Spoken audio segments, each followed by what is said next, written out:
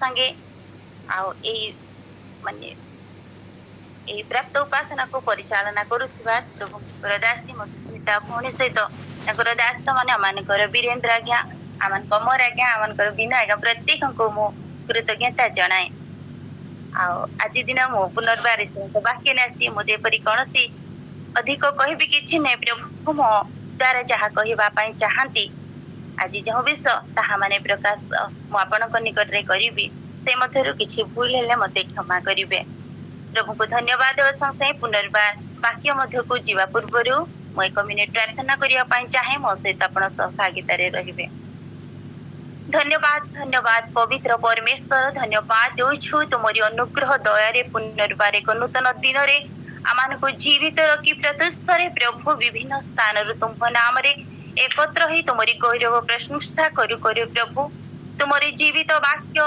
प्रभु श्रवण करने को समय धन्यवाद देउछु पुणी मो परी दीन दासी को प्रभु आज यही सहभागिता मध्य मो मुख दे तुमरी जीवित वाक्य तुम्हें प्रकाश करने जाऊछ बापा धन्यवाद देउछि निजको संपूर्ण तुम हस्तरे समर्पित करुछि पवित्र आत्मा तुम्हें जो वक्ता जीवित वाक्य आमान को मध्य प्रकाश कर बापा जो वाक्य द्वारा प्रभु आज आमाने तुमरी गौरव निमंते ओ प्रभु तुमरी महिमा निमंते जगत मध्य मने बंचिबा तुम अनुग्रह कर ओ प्रभु मते लुप्त गुप्त कर ओ प्रभु अष्टाधर को तुम्हें सूचि एवं पवित्र कर तुमरी से जीवंत सत्य वाक्य जहाँ मान को निमंते अति प्रयोजन ताहा तुम्हें मो मुख दे आज प्रकाशित कर मत पुणी जड़ित प्रत्येक को तुम्हें आशीर्वाद कर जीसु नाम मागुची आमेन प्रिय प्रभुकर लोक मैंने आज मो जो विषय आपण मान निकट प्रकाश करने जाऊँगी ताहा आमने वाक्य पाठ करवा समस्ते पाई परिबे जिसाए तार 55 पर्व 3 पद जिसाए तार 55 पर्व 3 पद आ मु पाठ करुची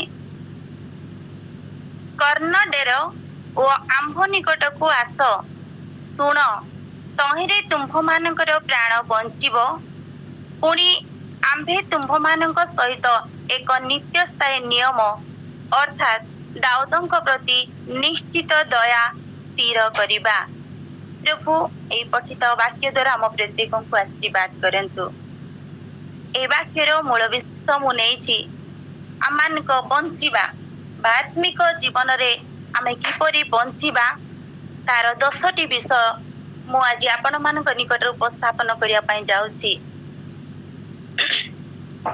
विशेष आज जगत रे जदि जगत रे प्रत्येक मनुष्यर मु पुणी आपण माने प्रत्येक जन बंचिबा निमंते प्रत्येक प्रचेष्टा रही अछि आमे जेपरि दीर्घ जीवन बंचिबा जगत रे मु अधिक वर्ष बंचिबी एहा प्रत्येक जीवन रो आशा आउ बंचिबा तो एक उत्तम जीवन एक भोग विलास रे समस्त प्रकार जगत रो आवश्यक समस्त प्रकार विषय प्राचुर्यता रे आडंबरे बंचिबा एहा मध्य प्रत्येक जीवन रो आशा रही थाए पुणी प्रत्येक चाहती मु बंची अवस्था एक उत्तम स्वास्थ्य नहीं माने कौनसी माने कष्ट जंत्रणा न थाई उत्तम सुस्थ सबल शरीर रे मु केबरी बंचीबी एहा मध्य प्रत्येक जीवन रो आशा रही अछि पुणी प्रत्येक जीवन एक सुरक्षार सहित एक निरापद सहित बंचिबार मध्य आशा कारण आज जगत रे देखि अनेक जगह अनेक प्रकार परिस्थिति असुरक्षित माने जीवन रहुछि से समस्त मध्यरे किपरि मु सुरक्षित रे बंचिबी एहा मध्य समस्तंकर आशा रही थाए एवं समस्तंक ठारू अन्य मानक ठारू मु केमती किबा मो परिवार किपरि अधिक भलरे बंचिबा एहा मध्य प्रत्येकंकर जीवन रे माने विशेष आज दुनिया को देखा कंपिटिशन रे बंचिबार जीवन रहुअछि जेपरि समस्त विषय आवश्यकता अनुसार अन्य मानक ठारू मोर समस्त विषय उत्तम हबो मोर समस्तक ठारू अधिक भल हबो एही प्रकार मन ने आज जगत रे प्रत्येक मनुष्य बंचि अछंती ओ एमिति लोक माने बंचिबा को मध्य अनेक चाहुछंती अन्य को मर्डर करिकी अन्य रो धन को लूट करिकी अन्य को दुख देकी अन्य को कष्ट देकी मध्य माने ନିଜ ଜୀବନକୁ ଉତ୍ତମ ରୂପେ ବଞ୍ଚିବା ପାଇଁ ମଧ୍ୟ ଆଜି ଜଗତରେ ଚେଷ୍ଟା ଚାଲିଛି। ଗୋଟିଏ ମୁହୂର୍ତ୍ତ ବଞ୍ଚିବା ପାଇଁ ମଧ୍ୟ ବିଶେଷ ଶାରୀରିକ ପୀଡ଼ା କ୍ଲେଶ ଯନ୍ତ୍ରଣା ଯେତେବେଳେ ମଣିଷ ପଡିଥାଏ, ଏକ ମୁହୂର୍ତ୍ତ ବି ଯେମିତି ଆଉ ଥରେ ବଞ୍ଚିବ କିମ୍ବା ଏକ ଦିନ ବି ଆଉ ଥରେ ଯେମିତି ବଞ୍ଚିବ, ସେଥି ନିମନ୍ତେ ମଧ୍ୟ ଲକ୍ଷ ଲକ୍ଷ ଟଙ୍କା ଖର୍ଚ୍ଚ କରାଯାଉଛି। ଏବଂ ଆମମାନଙ୍କର ବୈଜ୍ଞାନିକ ଯୁଗରେ ଯାହା କିଛି ପଦ୍ଧତି ଗୁଡିକ ରହିଛି, କେଉଁ ମେଡିସିନ ଦ୍ଵାରା କେଉଁ ଅସ୍ତ୍ରୋପଚାର ଦ୍ଵାରା କି ପ୍ରକାର ବଞ୍ଚିବ, ଏହା ପାଇଁ ମଧ୍ୟ ଲୋକମାନେ ମେଡିକାଲ ମାନଙ୍କରେ ବଡ ବଡ ମେଡିକାଲ ମାନଙ୍କ ମଧ୍ୟରେ ଆଶ୍ରୟ ନେଇ ଡକ୍ଟର ମାନଙ୍କର ଭରସା ନେଇ ମଧ୍ୟ ଆଜି ବଞ୍ଚିବା ପାଇଁ ଚେଷ୍ଟା କରୁଛନ୍ତି। କିନ୍ତୁ ମୋ ପ୍ରିୟ ଆମେ ସମସ୍ତେ ଜାଣୁ ସୁନିଶ୍ଚିତ ଯେ ଏହି ଶରୀରରେ ଯଦି ଆମେ ଜନ୍ମ ହେଇଛୁ, ଦିନେ ନିଶ୍ଚୟ ଏହି ଶରୀର ନିମନ୍ତେ ମୃତ୍ୟୁ ଅଛି। ଏଣୁ ବାଇବଲ ଆମକୁ ପ୍ରମାଣିତ କରେ, ପ୍ରଥମ ଯୋହନ ତାର 11:25 ପଦରେ, ଯେ ଯୀଶୁ ଖ୍ରୀଷ୍ଟଙ୍କ ଠାରେ ବିଶ୍ୱାସ କରେ ସେ ଯଦ୍ୟପି ମରେ ତଥାପି ବଞ୍ଚିବ। ସମସ୍ତ ବିଷୟ ନେଇ ବଞ୍ଚିବା ବେଳେ ମୃତ୍ୟୁ ଯେ ସୁନିଶ୍ଚିତ, ଏହା ସମସ୍ତେ ଜାଣୁ। କିନ୍ତୁ ବାଇବଲ ସେଇ ମଧ୍ୟରେ ଗୋଟେ ବିଷୟ ପ୍ରମାଣିତ କରି ଭରସା ଦେଇଥାଏ ଯେ ଯୀଶୁ ଖ୍ରୀଷ୍ଟଙ୍କ ଠାରେ ଥାଇ ମରେ, ସେ ଯଦ୍ୟପି ମରେ ତଥାପି ସେ ବଞ୍ଚିବ। କିନ୍ତୁ ଯେଉଁମାନେ ଯୀଶୁଙ୍କୁ ବିଶ୍ୱାସ ବା ଗ୍ରହଣ ନ କରି ମରନ୍ତି, ସେମାନେ ସେହି ଅନନ୍ତ ନରକ ବା ଅନନ୍ତ ମୃତ୍ୟୁ, ସେଇ ଅଗ୍ନିମୟ ହ୍ରଦ ବା ପାତାଳ ରେ ସେମାନେ କଣ ହେବେ? ନିକ୍ଷିପ୍ତ ହେବେ। ଏହା ମଧ୍ୟ ବାଇବଲ ପ୍ରକାଶିତ କରେ। ତାର ପ୍ରକାଶିତ ବାକ୍ୟ 20ର ତାର 14 ପଦରେ ଲେଖା ଯାଇଅଛି, ମରଣର ଭୟ ଆମ ପ୍ରତ୍ୟେକଙ୍କ ଜୀବନରେ ଅଛି, କିନ୍ତୁ ଈଶ୍ୱରଙ୍କର ବାକ୍ୟ କହେ ଯେ ଶରୀରକୁ ବଧ କରେ ତାଙ୍କୁ ଭୟ କର ନାହିଁ, ଯେ ଶରୀର ପୁଣି ପ୍ରାଣକୁ ବଧ କରି ନରକରେ ପକାଏ ତାଙ୍କୁ ଭୟ କର। ଏହା ମଧ୍ୟ ବାଇବଲରେ ଲିଖିତ ଅଛି, ମାଥ୍ୟୁ ତାର 10:28 ପଦ ମଧ୍ୟରେ। ପ୍ରଭୁଙ୍କ ବିଶ୍ୱାସ କରି ମରିବା ଲୋକମାନେ ଯଦ୍ୟପି ଯେଉଁମାନେ ଶରୀର ଭାବରେ ମରିବେ, ଆଉ କେଉଁ ମାଧ୍ୟମରେ ହେଲେ ମରିଲେ ମଧ୍ୟ ଯେଉଁମାନେ ପ୍ରଭୁଙ୍କୁ ବିଶ୍ୱାସ କରି ମରିଥାନ୍ତି, କିନ୍ତୁ ସେମାନେ ଯେ ପୁନର୍ବାର ଉଠିବେ, ଏହା ମଧ୍ୟ ବାଇବଲ ପ୍ରମାଣିତ କରେ। ରୋମୀ ତାର 5:11ରେ ଲେଖାଯାଏ, ତାହାଙ୍କର ଆତ୍ମା ଯଦି ତୁମ୍ଭମାନଙ୍କ ଠାରେ ବାସ କରନ୍ତି, ଆତ୍ମା ତୁମ୍ଭମାନଙ୍କୁ ମର୍ତ୍ତ୍ୟ ଶରୀରକୁ ମଧ୍ୟ ଜୀବିତ କରିବେ, କାରଣ ସେ ବିଶ୍ୱାସରେ ମରିଥିବା ଲୋକଙ୍କର ଜୀବିତ କରିବେ। ଏହା ମଧ୍ୟ ବାଇବଲ ମାନଙ୍କୁ ପ୍ରମାଣିତ କରିଥାଏ। ଏଣୁ ମୋର ପ୍ରିୟ ଏ ସମସ୍ତ ବଞ୍ଚିବାର ପ୍ରତ୍ୟେକଙ୍କ ଜୀବନରେ ଭୟ ଏବଂ କିମ୍ବା ଜଗତର ଆଡମ୍ବରରେ ବଞ୍ଚିବା ମଧ୍ୟରେ ଖ୍ରୀଷ୍ଟଙ୍କ ଲୋକମାନଙ୍କର ବଞ୍ଚିବାର ଗୋଟେ ଭରସା ନେଇ ଆମେ କଣ କରିଥାଉ? ବଞ୍ଚିଥାଉ। ପ୍ରକାଶିତ ତାର 14:13ରେ ଲେଖାରେ, ଯେଉଁମାନେ ପ୍ରଭୁଙ୍କ ଠାରେ ଥାଏ, ଅର୍ଥାତ୍ ଆମ୍ଭେମାନେ ଯେ ପ୍ରଭୁଙ୍କୁ ବିଶ୍ୱାସ କରୁଅଛୁ, ଆଉ ଯେଉଁମାନେ ବର୍ତ୍ତମାନ ପ୍ରଭୁଙ୍କ ଠାରେ ଥାଇ ମରିଅଛନ୍ତି, ସେମାନେ କଣ କରନ୍ତି? ସେମାନଙ୍କୁ ଧନ୍ୟ ବୋଲିକି ମଧ୍ୟ ବାଇବଲ ପ୍ରମାଣିତ କରେ। ପ୍ରକାଶିତ ତାର 14:13ରେ, କାରଣ ସେମାନଙ୍କର କର୍ମ ସେମାନଙ୍କର ଅନୁବର୍ତ୍ତୀ ହେବ। ଯେଉଁମାନେ ପ୍ରଭୁଙ୍କ ଠାରେ ଥାଇ ପ୍ରଭୁଙ୍କ ଇଚ୍ଛା ମତେ ଜୀବନ ଯାପନ କରି ପ୍ରଭୁଙ୍କୁ ସ୍ୱୀକାର କରି ସେମାନେ ମରୁଛନ୍ତି, ସେମାନେ କଣ ଧନ୍ୟ ବୋଲି ବାଇବଲ ଲେଖାଯାଇଛି। ଯଦି ଜଗତ ଲୋକମାନଙ୍କ ନିମନ୍ତେ ମରଣ ଗୋଟେ ଶୋକର ବିଷୟ, କଷ୍ଟକର ବିଷୟ ହେଇଥାଏ, କିନ୍ତୁ ପ୍ରଭୁଙ୍କ ଲୋକମାନଙ୍କର ମରଣକୁ ଧନ୍ୟ ବୋଲି ବାଇବଲ ଏଠାରେ ପ୍ରକାଶିତ କରିଛି। ପୁଣି ସେଇ ପଦରେ ଲେଖା ଯେ କର୍ମ ସେମାନଙ୍କର ଅନୁବର୍ତ୍ତୀ ହେବ। ମୋର ପ୍ରିୟ ପ୍ରଭୁଙ୍କ ଲୋକମାନେ, ବର୍ତ୍ତମାନ ସମୟରେ ଆମେ ଯେଉଁ ସବୁ ବାଇବଲରେ ଲିଖିତ ସମସ୍ତ ବାକ୍ୟ ଆମମାନଙ୍କ ଚକ୍ଷୁ ସାମ୍ନାରେ ଘଟି ଚାଲିଛି, ଏହା ହଉଛି ଈଶ୍ୱରଙ୍କର ଯୋଜନା ଅନୁସାରେ। ବିଶେଷ ଆଜି ଆମମାନଙ୍କ ପ୍ରତ୍ୟେକଙ୍କ ମନରେ ଏହି ବର୍ଷରେ ଯେଉଁ ରାଜନୈତିକ କ୍ଷେତ୍ର ମଧ୍ୟରେ ସମସ୍ତ ବିଷୟ ଘଟିଛି ଏବଂ ସଫଳ ହୋଇଛି, ଆମର ଅନେକଙ୍କର ପ୍ରାର୍ଥନା, ଅନେକ ସମୟରେ ମୁଁ ବିଶେଷ ପ୍ରାର୍ଥନା ଦଳର ଅନେକ ଲୋକମାନଙ୍କ ପ୍ରଭୁ ମାନଙ୍କର ପ୍ରାର୍ଥନା ଶୁଣିଲେ ନାହିଁ, कहीं प्रकार घटे अनेक प्रश्न प्रत्येक मन में आसुअछि किंतु सही विषय मोर प्रिय प्रभु लोक मैंने बाइबल रे पूर्वर ही प्रकाशित हो सारी आम दानिएल तार 36 पर्वर अंश गोटे जदि के पाइबे पढ़िबे दानिएल तार 11 पर्वर 36 पद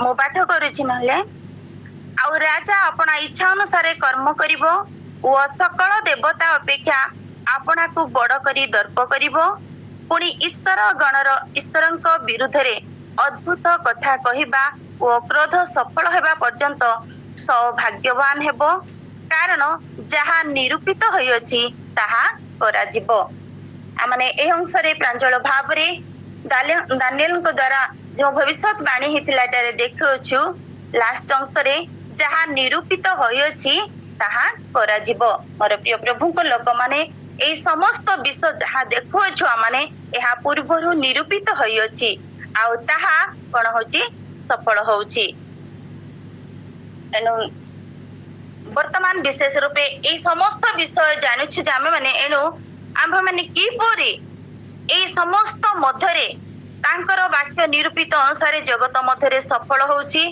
एवं बंचिबा जागतिक भावरे शरीर बंचिबा निमंते मनुष्य निज मानर जीवन ठार अन्य जीवन को श्रेष्ठ मने न करी अन्य को मर्डर करी अनेक अन्याय करी अनेक अत्याचार करी केवल निज निमंते चेष्टा करी जगत रे केवल बंचिबा निमंते जो समस्त विषय करछंती सेही समस्त मध्यरे आजिर वाक्य रे आपण मान निकटे एहा मु प्रकाश करिया पई चाहे परमेश्वर मान को एही कथा कहबा पई चाहंती आम्भे माने एक ख्रीष्टीय जीवन भाव रे की परि आत्मिक जीवन रे आमाने बंचिबा ताहा आज आमाने ईश्वरଙ୍କ वाक्य द्वारा चिंता करिबा आ ईश्वरଙ୍କ वाक्य केहो विषय रे आमान को बंचिबा निमंते प्रेरणा देउछि एहा होछि आजिर मूल प्रसंग आमाने जो प्रथम रे पाठ करिथिलु जिसाय तार 55:3 पदरे सेठारे आमाने गोटे विषय देखिबा को पाउछु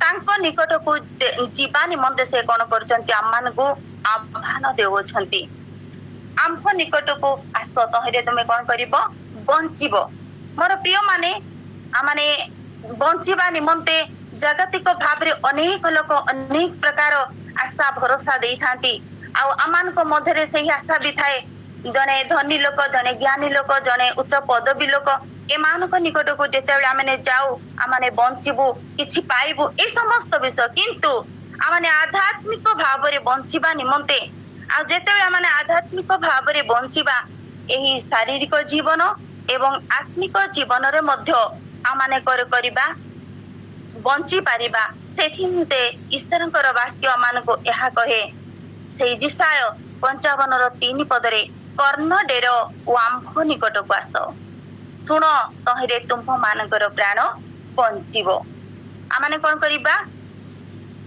ताहांक निकट को जीवा तहिरे कोन हबो आमानकर प्राण बंचिबो ताहांक वाक्य सुनिबा ताहांक निकट को जीवा तहिरे आम्भ मानकर प्राण बंचिबो आओ आम्भे माने तुम्हानको एक नित्य स्थायी नियम अर्थात दाऊदଙ୍କ प्रति निश्चित दया स्थिर करिबा कारण परमेश्वर वाक्य सत्य एवं जीवंत आकाश और पृथ्वी लोप पाइब किंतु ताहांकर वाक्य गोटे बिंदु भी लोप पाइब नहीं एणु ताहांक वाक्य रे सेमान को आह्वान देउछंती आम्भ निकट को आस तहिरे तुमे कोन करिवो बंचिबो और प्रिय प्रभुଙ୍କ लोक माने कारण वाक्य रे लेखा अछि यीशु कहिले मो पथ सत्य और जीवन म देई न गले एही स्वर्ग राज्य जाई परिबने पिताଙ୍କ निकट को जाई परिबनी पुरी वाक्य मध्य कहे मु सही जीवंत जल वाक्य रे आमाने ए समस्त पद गुडी को देखुछु आ मु सही स्वर्गीय आहार केवल ताहांको निकट को गले आम्भे माने शारीरिक एवं आत्मिक भाव रे बंची पारिबा यह मानकर प्रथम विषय रहिला द्वितीय विषय रे आमाने देखिबा द्वितीय विषय आमनकर आत्मिक जीवन रे बंचिबा निमंते कौन करिबा को हेबो रोमी तार 10 पर्व 17 पद यही जदि आमने पाठ पाइबा ताहले पाठ करिबा मते सहाय्य करिवे। रोमी तार 10 पर्व 27 पद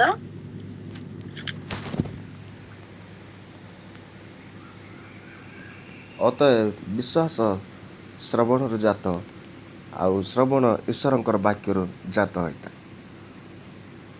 आमने एठारे देखिलु विश्वास श्रवण जात शुणिबा द्वारा में कौन करिबा बंचिबा कौन ईश्वर वाक्य शुणिबा द्वारा कारण शुणिबा द्वारा विश्वास कौन जात होता है तेणु न शुणिले आमने केमती विश्वास करिबा आमने आज दुनिया रे देखु विशेष अनुग्रह समय प्रचुर मात्रा रे ईश्वर वाक्य कौन करा होची प्रचार करा जाउची आमने सेही वाक्य को कौन करिबार शुणिबार आवश्यक अछि कारण शुणिबा द्वारा माने कौन करिबा पहुंचीबा शुणिबा द्वारा मानकर विश्वास कौन हुए बढ़िबो आ विश्वास न कले परित्राण में पाइबा नहीं आ परित्राण न पाइले हमने स्वर्ग भी जीवा नहीं तेणु विश्वास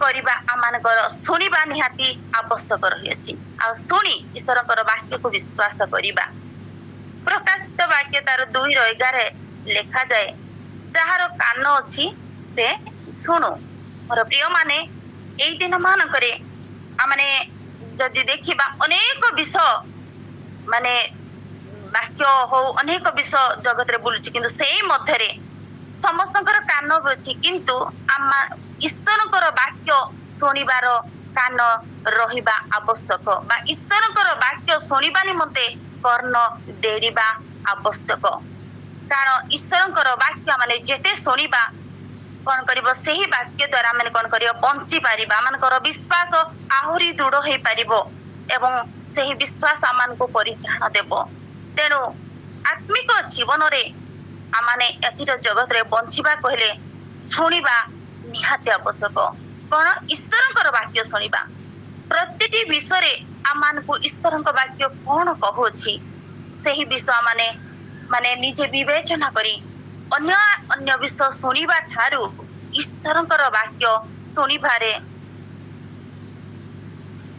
आमान कौन करिबा शुणिबा हितोपदेश 28:9 रे लेखा जाए जो लोक व्यवस्था शुणिबारु आपना कर्ण फेराए ताहार प्रार्थना ही क्षुणार विषय आमाने जदि ईश्वरकर वाक्य शुणिबारे आपना कर्ण को रुद्ध करू ताहले आमाने जेते प्रार्थना कले भी ताहा मध्य शुणा जीव नाही आमाने उदाहरण स्वरूप मरियम को जीवन को देखो आ मरियम ईश्वरकर वाक्य शुणुथिला आ जेते बेले मार्था तांको अभियोग करूची यीशुଙ୍କ समय आ प्रभु यीशु तांको गोटे कथा कहछंती से उत्तम भाग मनोनीत करियछि ताहा ठारू ताहा निया जाई पारिबो नाही एनो मोर प्रिय माने ईश्वरकर वाक्य निहाती आमान को शुणिबा आवश्यक अटे आमाने तृतीय रे देखिबा आमाने आध्यात्मिक जीवन रे बंचिबा निमंते कौन करिबा आवश्यक आमोस तार 5 पर्व 14 पद रे लेखा जाए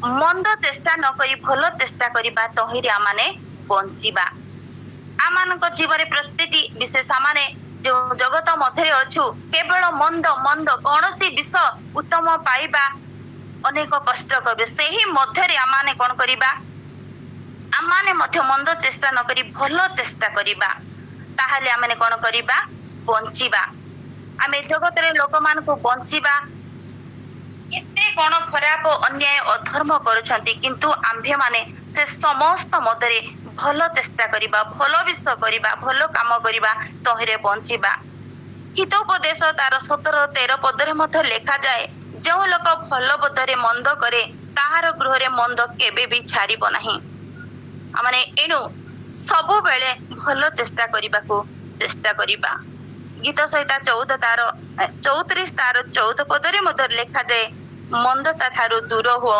सुकर्म कर प्रिय माने आमाने एही समस्त वाक्य द्वारा आमाने भलो चेष्टा करी आमाने जो भलो कर्म करिबा ताहाले आध्यात्मिक जीवन रे आमाने कोन करिबा बंची पारिबा ଚତୁର୍ଥ ବିଷୟରେ ଆମେ ଦେଖିବା। ଚତୁର୍ଥ ପଏଣ୍ଟରେ ଆମେ କିପରି ବଞ୍ଚିବା ତାହା ଜିରିମିୟ 38 ପର୍ବର 20 ପଦରେ ମଧ୍ୟ ଲେଖାଯାଏ।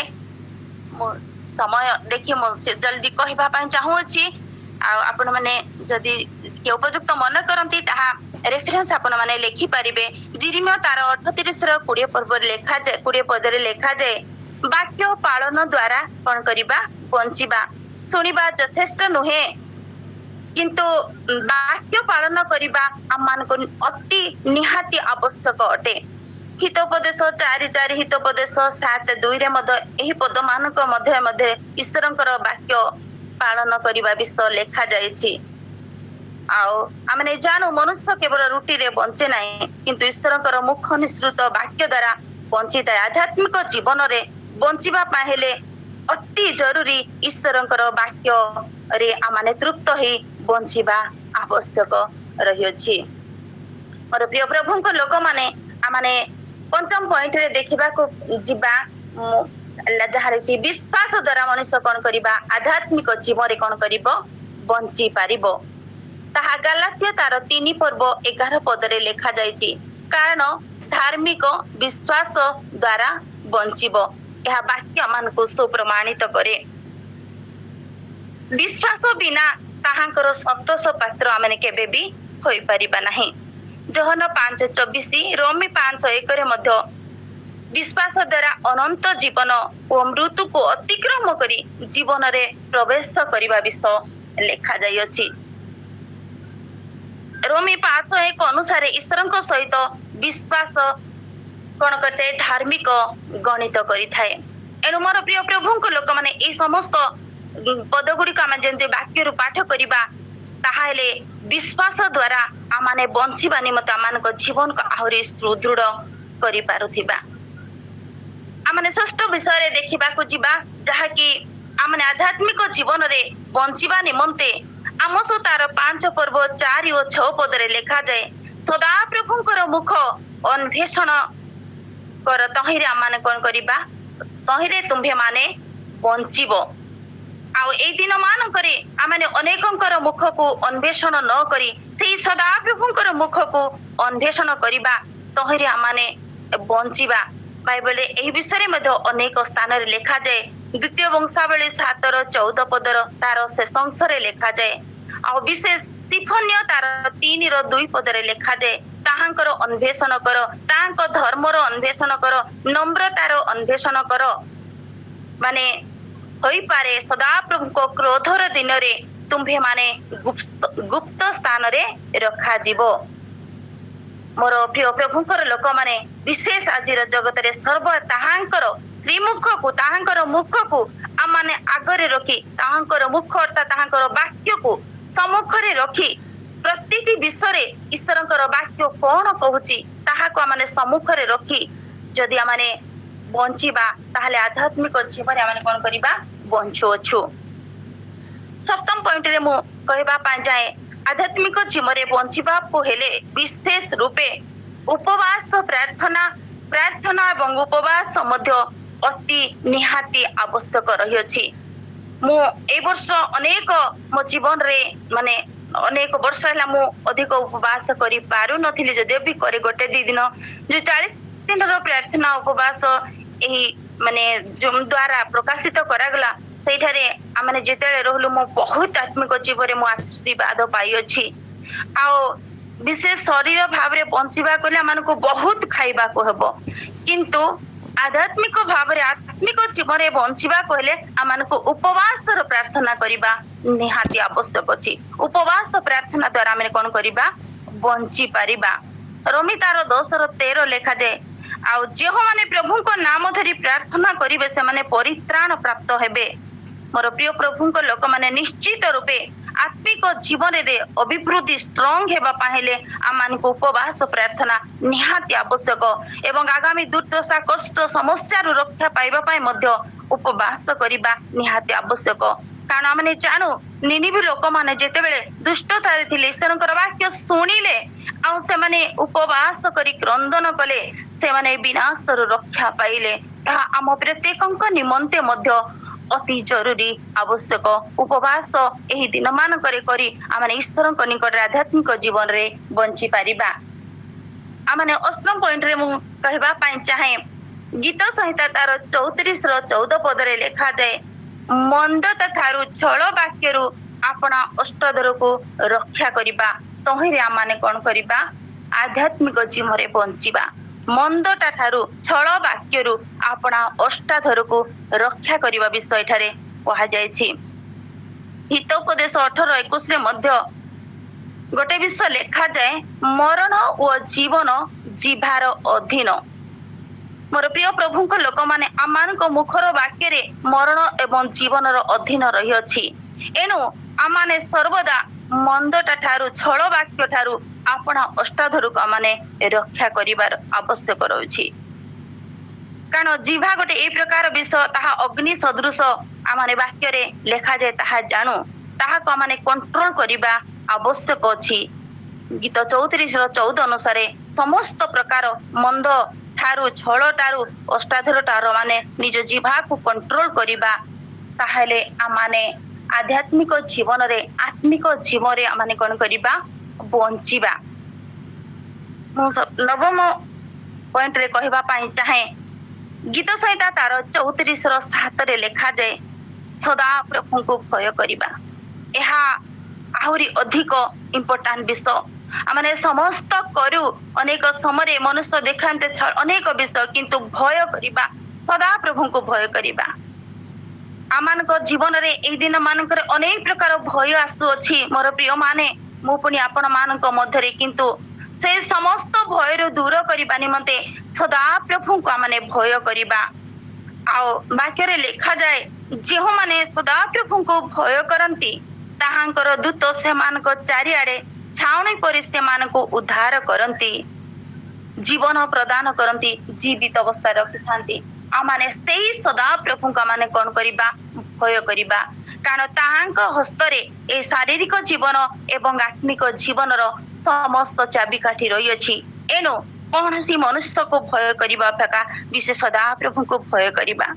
ହିତୋପଦେଶ 8:13 ମଧ୍ୟରେ ଲେଖାଯାଏ, ଆଧ୍ୟାତ୍ମିକ ଜୀବନରେ ବଞ୍ଚିବାକୁ ହେଲେ ମନ୍ଦକୁ ଘୃଣା କରିବା, ଅହଙ୍କାର, ଦାମ୍ଭିକତା, କୁବାକ୍ୟ, କୁପଥ, କୁଟିଳ ମୁଖକୁ ଆମେ ଘୃଣ କରିବା, ତହିଁରେ ମଧ୍ୟ ଆମେ କଣ କରିବା?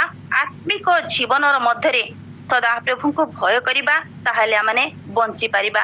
ଯେତେବେଳେ ଆମେ ସଦା ପ୍ରଭୁଙ୍କୁ ଭୟ କରୁ, ଏଇ ସମସ୍ତ ବାକ୍ୟ ଆମମାନଙ୍କ ଠାରେ ଆସିବ ନାହିଁ।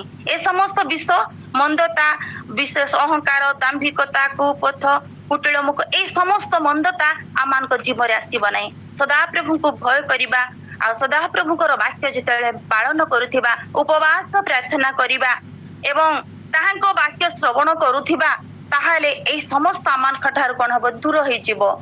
ଆଉ ଆମେ ଆତ୍ମିକ ଜୀବନରେ ଆହୁରି ଅଭିବୃଦ୍ଧି ହେଇ ବଞ୍ଚିବା। ଶେଷରେ ଆମେ 10 ପଏଣ୍ଟରେ ମୁଁ କହିବା ପାଇଁ ଚାହେଁ, ଦ୍ୱିତୀୟ ବିବରଣୀ ତାର 30:6 ପଦରେ ଲେଖାଯାଏ, ବିଶେଷ ଅତି ଇମ୍ପୋର୍ଟାଣ୍ଟ ବିଷୟ, ହୃଦୟକୁ ପବିତ୍ର କରିବା, ତାହେଲେ ଆମେ କଣ କରିବା? ଆତ୍ମିକ ଜୀବନରେ ବଞ୍ଚିବା। ସେଠାରେ ଗୋଟେ ବିଷୟ ଲେଖାଯାଏ, ତୁମର ହୃଦୟକୁ ଆଉ ତୁମର ଆଉ ସେଇ ବିଷୟ ଅନେକ ସମୟରେ ମାନେ ହାର୍ଟର ଦୁର୍ବଳ ବିଷୟକୁ ମନେ କରେ, ତାହା ନୁହେଁ, କିନ୍ତୁ ଆମମାନଙ୍କ ହୃଦୟରେ ଆପଣର ସମସ୍ତ ପ୍ରାଣ ସହିତ ସଦା ପ୍ରଭୁ ଆମ ପରମେଶ୍ୱରଙ୍କୁ ପ୍ରେମ କରିବା। ଏଥିପାଇଁ ସଦା ପ୍ରଭୁ କଣ କରିଛନ୍ତି? ଏଠାରେ ଅତି ସୁନ୍ଦର ମାନଙ୍କୁ ବାକ୍ୟ ଦ୍ୱାରା କହିଅଛନ୍ତି, ପୁଣି ତୁମ୍ଭେ ଯେପରି ଆପଣର ସମସ୍ତ ହୃଦୟ ଓ ଆପଣର ସମସ୍ତ ପ୍ରାଣ ସହିତ ସଦା ପ୍ରଭୁ ତୁମ ପରମେଶ୍ୱରଙ୍କୁ ପ୍ରେମ କରିବ, ଏଥିପାଇଁ ସଦା ପ୍ରଭୁ ତୁମ ପରମେଶ୍ୱର ତୁମ୍ଭର ହୃଦୟ ଓ ତୁମର ବଂଶର ହୃଦୟ ଉନ୍ନତ କରିବେ, ତହିଁରେ ତୁମ୍ଭେ ବଞ୍ଚିବ। ମୋର ପ୍ରିୟ ପ୍ରଭୁଙ୍କର ଲୋକମାନେ, କାରଣ ଆମମାନଙ୍କର ହୃଦୟ ହଉଛି ଈଶ୍ୱରଙ୍କର ମନ୍ଦିର, ଆଉ ସେଇ ହୃଦୟରେ କେବଳ ଈଶ୍ୱର ବାସ କରନ୍ତି। ତେଣୁ ଆମେ ସେହି ହୃଦୟକୁ ସର୍ବଦା ପବିତ୍ର ରଖିବା। ଯିଶାୟା 1:5-6 ପଦରେ ଲେଖାଯାଏ, ମସ୍ତକ ଯାକ ପୀଡ଼ିତ, ସମୁଦାୟ ହୃଦୟ ଦୁର୍ବଳ ହୋଇଯାଇଛି। ଆମମାନେ ହୃଦୟ ଦୁର୍ବଳ ବିଷୟ ଶୁଣିଲେ ହାର୍ଟ ବିଷୟ କହିବା ନାହିଁ, କିନ୍ତୁ ଏଠାରେ ଆମେ ଆମର ଆଧ୍ୟାତ୍ମିକ ଜୀବନର କୌଣସି ଦୁର୍ବଳ ବିଷୟ ରହିଅଛି ତାହା ଦୂର କରିବା ଆବଶ୍ୟକ ରହିଅଛି। ଈଶ୍ୱରଙ୍କର ବାକ୍ୟ ସ୍ପଷ୍ଟ ରୂପେ ପ୍ରକାଶ କରେ। ହୃଦୟ କଳଙ୍କିତ ଅଛି ତାହା ଦୂର କରେ, ତାହା କଣ କରିବା? ଦୂର କରିବା ଆବଶ୍ୟକ। ପ୍ରଭୁ ଆମକୁ କହନ୍ତି ତୁମ୍ଭର ହୃଦୟ ଆମ୍ଭକୁ ଦିଅ, ତହିଁରେ ସେ ଆମ୍ଭ ହୃଦୟରେ ବାସ କରିବେ। ମୋର ପ୍ରିୟ ପ୍ରଭୁଙ୍କର ଲୋକମାନେ, ଆମ୍ଭେମାନେ ନିଜ ନିଜର ପରମାୟସ ଅନୁସାରେ ଏଇ ଜଗତ ମଧ୍ୟରେ ଯେତେ ଦିନ ବଞ୍ଚିଅଛୁ, ପୁଣି ଆଜି ପର୍ଯ୍ୟନ୍ତ ଯଦି ବଞ୍ଚିଅଛୁ, ଶରୀର ନିମନ୍ତେ ଯଦି ବଞ୍ଚିଅଛୁ, କିନ୍ତୁ ଈଶ୍ୱରଙ୍କର ବାକ୍ୟ ଆଜି ଆମମାନଙ୍କୁ ଏହି ଚେତନା ଦେଉଛି ବର୍ତ୍ତମାନର ସମୟ ଆମେ ଆତ୍ମିକ ଜୀବନରେ ବଞ୍ଚିବା ପାଇଁ। ଯଦି ଆତ୍ମିକ ଜୀବନରେ ଆମେ ବଞ୍ଚିବାକୁ ଏହି 10ଟି ବିଷୟ ଈଶ୍ୱରଙ୍କର ବାକ୍ୟକୁ ପାଳନ କରିବା ଏବଂ ତଦନୁଯାୟୀ ଯଦି ଆମେ ବଞ୍ଚିବା, ତାହେଲେ ଆମେ ଶାରୀରିକ ଜୀବନରେ ପୁଣି ଆତ୍ମିକ ଜୀବନରେ ଆମେ ଆଶୀର୍ବାଦ ପ୍ରାପ୍ତ ହେବା ଏବଂ ଶରୀର ପାପରେ ଆମେ ମୃତ୍ୟୁବରଣ କରୁ କିମ୍ବା ବୋଧ କରାଯାଉ ଯେଉଁ ପ୍ରକାର ଭାବରେ ଏହି ଶରୀର ଆମଠାରୁ ଚାଲିଗଲେ ମଧ୍ୟ ଆତ୍ମିକ ଜୀବନ ସର୍ବଦା ସବୁଦିନ ପାଇଁ ଈଶ୍ୱରଙ୍କ ସେଇ ବଳବନ୍ତ ହସ୍ତ ନିକଟରେ ସୁରକ୍ଷିତ ହୋଇ ଅନନ୍ତ ଜୀବନ ପ୍ରାପ୍ତ ହେଇପାରିବ। ଏଣୁ ପ୍ରଭୁ ଆମ ପ୍ରତ୍ୟେକଙ୍କୁ ଏହି ବାକ୍ୟ ଦ୍ୱାରା ଆଶୀର୍ବାଦ କରନ୍ତୁ। ଆମ୍ଭେମାନେ ଏହି ସମସ୍ତ ବାକ୍ୟ ଦ୍ୱାରା ଆତ୍ମିକ ଜୀବନରେ ଏହି ଦିନ ମାନଙ୍କରେ ନିଜେ ପୁଣି ପରିବାର ପୁଣି ଅନ୍ୟମାନ ସମସ୍ତଙ୍କୁ ନେଇ ଆମେ ଏହି ବାକ୍ୟ ଅନୁସାରେ କଣ କରିବା? ବଞ୍ଚିବା, ତହିଁରେ ଆମେ ଆଶୀର୍ବାଦ ପ୍ରାପ୍ତ ହେବା। ପ୍ରଭୁ ଏହି ଅଳ୍ପ ବାକ୍ୟରେ ଆମ ପ୍ରତ୍ୟେକଙ୍କୁ ଆଶୀର୍ବାଦ କରନ୍ତୁ। ଆମେନ୍। ओ देखा है वो, इसे देखा है वो, সেই স্বর্গীয় নদী তীরে, সেই স্বর্গীয় নদী তীরে, আনন্দে মুখর পুলকে বিভোর, অসংখ্য সাধুଙ୍କ মেলনে, দেখা হেব, ସେ দেখা হেব, সেই স্বর্গীয় নদী তীরে, সেই স্বর্গীয় নদী তীরে। Yes.